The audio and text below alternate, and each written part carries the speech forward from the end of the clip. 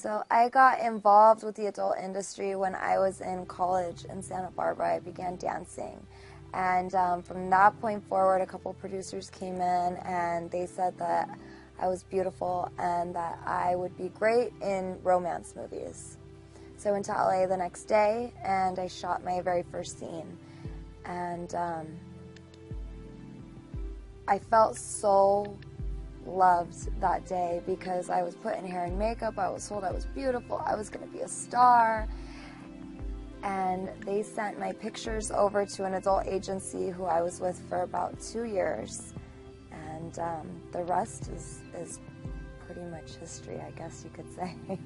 How quickly did you go from that first time, kind of not knowing anything, into, I mean, you said how many years in the industry? 7 years. 7 years.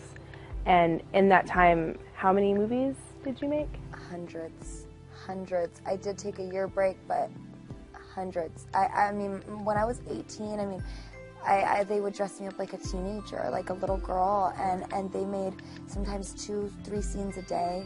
You know, I was working, I remember working like 60-some days in a row one time. And you talked a little bit before about what kind of toll that took on you, like, you know, what it took to actually get through doing scenes, or where that left you, maybe? Yeah, Sure. I mean, not only does it leave you feeling drained, but I had to start finding ways to be able to do the scenes because I was so robotic. I was like a rubber Barbie doll. Like, I had no emotions. I was plastic. Like, you know, I would get undressed from the outfit I would wear to put on this cute lingerie just to get undressed to do a scene, and it led to, I felt so hopeless and so empty inside that I turned to drugs to numb my pain, to get me through. I was no longer Brittany. I became Jenna Presley. I became like this.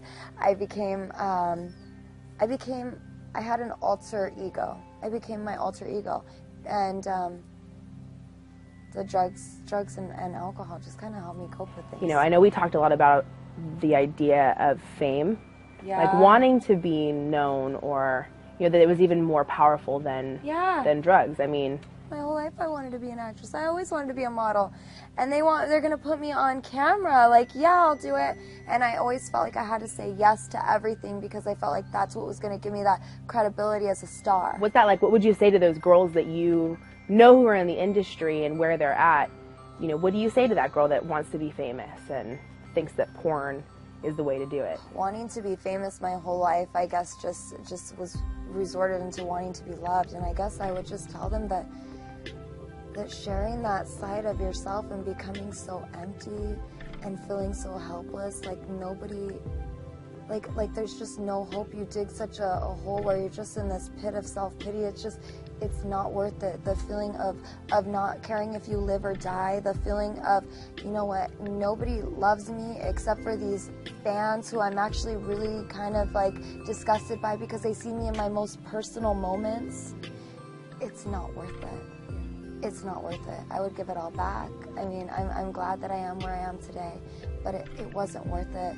All those like lonely nights by myself, like cutting on my wrist and just feeling like, what's gonna happen tomorrow? And I don't really care if tomorrow comes anyways.